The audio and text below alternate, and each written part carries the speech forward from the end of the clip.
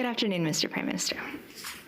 We heard earlier this month from Kaphana Nagandra, spokesperson of Tamil rights group, that it is imperative that Canada takes decisive actions to hold the Sri Lankan government accountable as a root cause of transnational repression.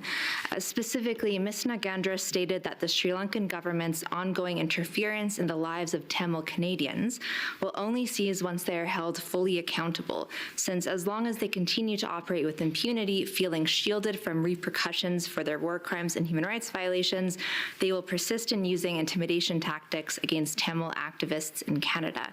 Do you agree with this view?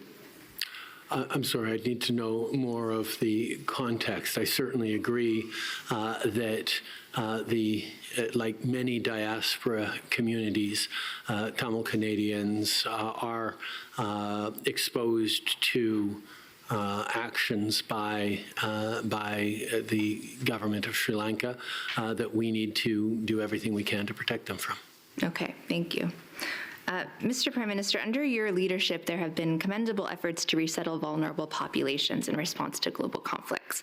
There's the Afghan Refugee Resettlement Initiative, there's another special stream for Ukrainians, and of course M62 passed recently, which creates one for Uyghurs. However, as far as I know, there has never been a special refugee stream created in response to a crisis in Africa. There's family reunification available now for refugees from Sudan, which of course is different from a special stream. Meanwhile, Tigrayans are in danger in the region, and there has been highly disturbing evidence of Eritrean forces in Tigray forcibly deporting Eritreans in Tigray back to Eritrea. Diaspora groups representing these communities have expressed concern that there has been no special stream created in response to these crises. Do you share these concerns? I am, of course, very concerned with the situation in Sudan and in the region.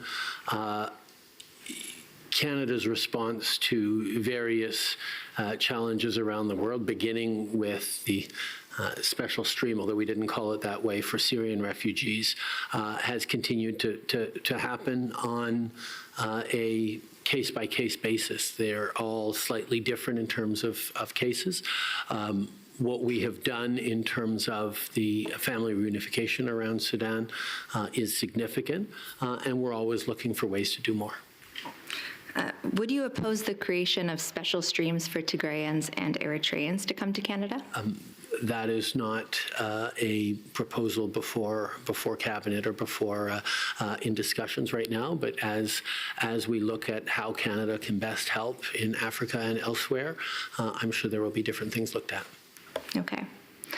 Another recommendation that diaspora groups have repeatedly made is that Canada should avoid cooperating with authoritarian regimes on criminal matters.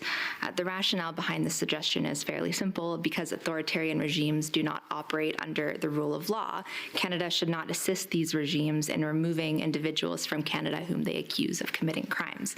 Do you disagree? Canada has a very strong policy around extraditions, around deportations, and we make evaluations on a country-by-country and indeed case-by-case basis. There is at present a treaty between Canada and China on mutual legal assistance in criminal matters. Would you object to this treaty being terminated? I think it is certainly a question that we have reflected on over the past years. With China, it is important to try and have a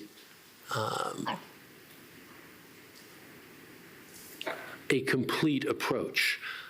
There are initiatives, an example of that is the Montreal Kunming Convention of the Parties 15 on biodiversity in Montreal a couple of years ago, where working with China on protecting biodiversity and nature actually resulted in a landmark agreement around the world of where China successfully brought in many countries of the global south to protect nature, that demonstrated there are areas in which we can work alongside China for the benefit of Canadians and others. There are other situations in which we're competing and competing with China on economics, whether it's the significant trade relations with China or economic opportunities opportunities that we are pursuing, but also very conscious of the risks on. But there are areas in which we are directly challenging China, whether it's on democracy in Hong Kong or the safety of the Uyghurs or many other issues. And as we move forward in this relationship where we are very clear-eyed about what China is, we make determinations about how to use various instruments at our disposal.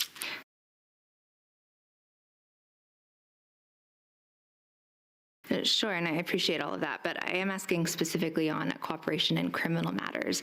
Would you agree that it isn't appropriate at this stage for Canada and China to be cooperating on criminal matters? I would contend that regardless of what an agreement might say, the actual cooperation right now is very carefully looked at if any of it exists at all.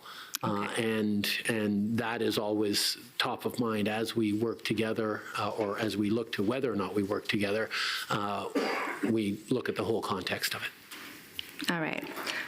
We have primarily dealt in these hearings with regimes considered to be the major players: China, Russia, Iran, India.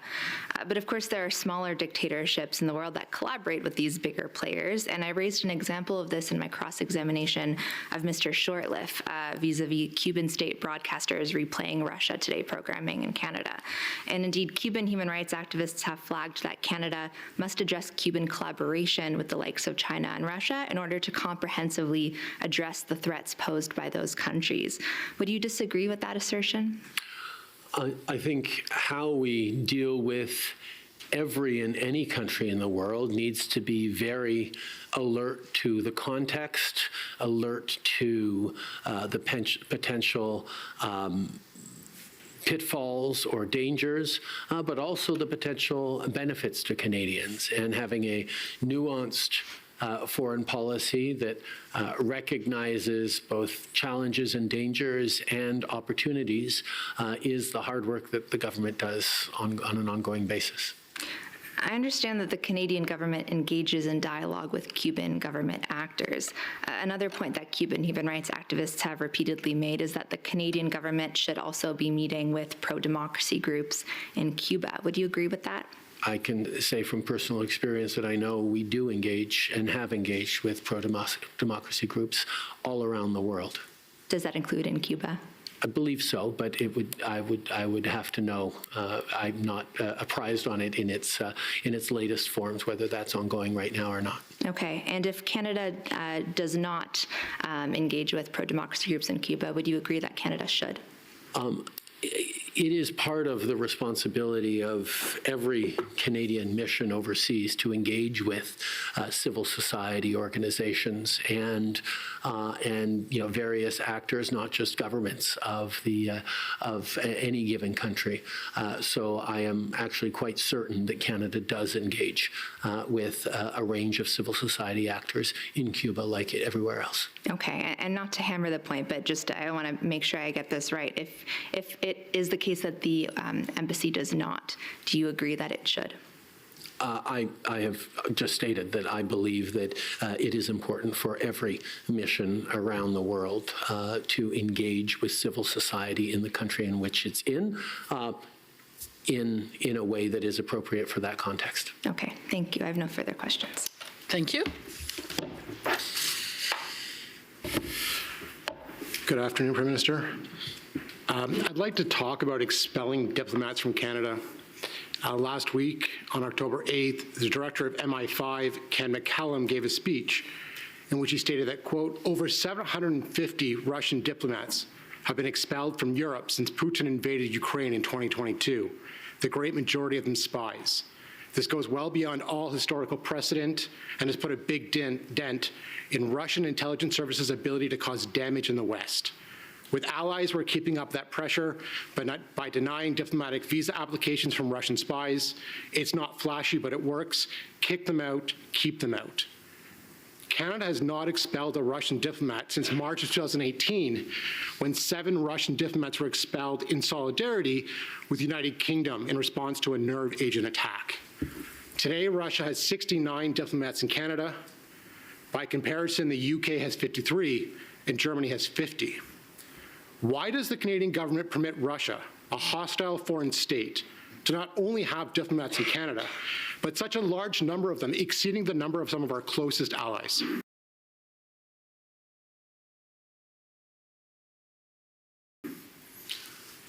I don't have the numbers that you have, so I'm not going to repeat them. But I do know that a big part of diplomacy is ensuring that we both have an opportunity to talk with adversary countries at home, but that we also have presence on the ground in Moscow and in Russia writ large. I know for a fact that Canada's diplomatic presence in Russia is reaching a point at which, should it decrease much further, would be difficult to sustain at all. And I believe that there is value in continuing to have Canadians in Russia as it continues to be such a bad actor on the world stage. With respect to that, Canada has currently 17 diplomats deployed in Russia. And so I understand the need to have some there, but 17 Canadian diplomats in Russia versus 69 Russian diplomats in Canada seems quite uneven. So ratio of almost 4 to 1. I'm not going to speak to the number of Russian diplomats in Canada unless you can show me documentation from the government that highlights that. I'm not saying you're automatically wrong. I'm just saying that I know that our clear opposition to the Putin regime is well established. Our support for Ukraine is well established. And quite frankly, counting diplomats is something that can be one measure of examining relations between a country, but is a fairly narrow view of whether or not Canada is standing up to Russia adequately or not. Okay.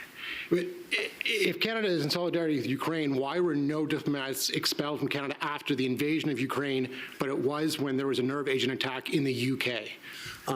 As I specified, the small number of Canadian diplomats currently in Russia have reached something close to a threshold where if we go any or even much lower, we might not be able to have a diplomatic presence in Russia at all. And we feel that we can do more for Ukraine and for the rules-based order in the world by continuing to be present in Russia, as Canada always has, including through the Cold War. Are you concerned with the message that the government's sending by this lack of action to the Ukrainian-Canadian community, that No. they may care about Russian actions in the UK, but an illegal invasion of their home country does not get the same response? No, I think that's a ridiculous contention. I think we have demonstrated time and time again, including with billions of dollars and renewal of a free trade agreement with Ukraine, with very, very clear leadership on the world stage, both in military support and financial support, in driving Europe and others towards seizing the benefits of Russian assets in order to continue to fund the heroic resistance of Ukrainians against Ukraine. Canada is one of those countries that has been extremely fortunate to not have much in the way of political disagreements in our unequivocal stand with the Ukraine. The only exception, obviously, being when the Conservative Party refused to renew the Ukraine-Canada free trade deal. But it passed anyway in the House, and we continue to stand strong with Ukraine. Much of the evidence we've heard during this inquiry is focused on the ability of the government to detect and deter foreign interference at a governmental level. But of course, foreign interference activities affect more than just parliamentarians, but also Canadian citizens, specifically those of diaspora communities. And we've heard from witnesses that it can be difficult for individual citizens to be able to counter foreign interference, especially being able to detect mis- or disinformation. Aside from trusting the government is doing their best to protect Canadians, do you have any advice to Canadian citizens, specifically members of diaspora communities, on how they can best protect themselves from foreign interference?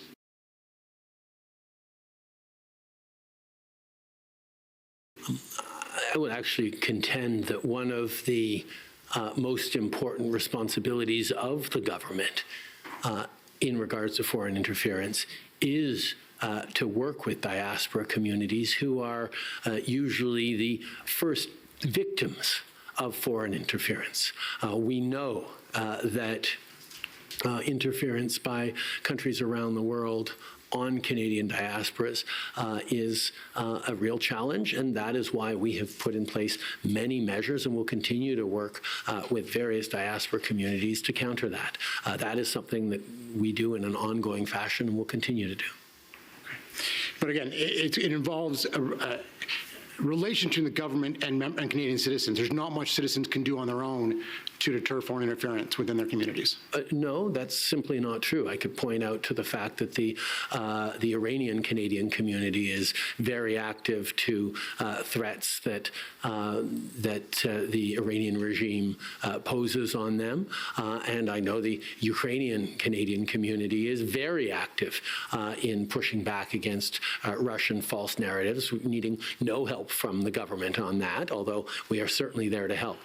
So I would actually disagree with your contention and point out that there are many Canadian community groups and diaspora groups that are very active in an ongoing way in countering propaganda, misinformation, and disinformation. And my last question, Prime Minister. Parliament adopted a motion on May 31st, 2023 to establish a public inquiry into foreign interference. And you, along with the rest of the Liberals, voted against it. And at that time, you raised concern that if it was to happen, much of it would have to happen behind closed doors. And so I'd like to know today, at the end of the inquiry, where we've heard a number of witnesses say that they can't answer questions because of national security concerns, and we know that a number of witnesses testified in camera with only summaries being disclosed publicly. Does the concern you had in May of 2023 still a concern you have today? Well, I think you just sort of proved my point in your question, but what I will say is, in a very difficult context, the Commission has done outstanding work in navigating through some very, very delicate matters, knowing full well that it's not just Canadians watching, but our adversarial countries around the world are watching closely every document that is published here, every word uttered by everyone testifying before this commission, to try and find out where our strengths are, where their vulnerabilities are, what our tradecraft is, how they can further their goals of interfering in Canadian democracy. So I would say that has been top of mind for everyone involved in this commission all the way through, which is why we are careful about respecting national security. But at the same time, I think this exercise has demonstrated to Canadians how robust the measures this government has put forward on national security and to counter foreign interference are, and quite frankly, to go to the origins of the question of foreign interference, Canadians can take great comfort with confidence in the fact that the results of the 2019 and 2021 election were determined by Canadians themselves. That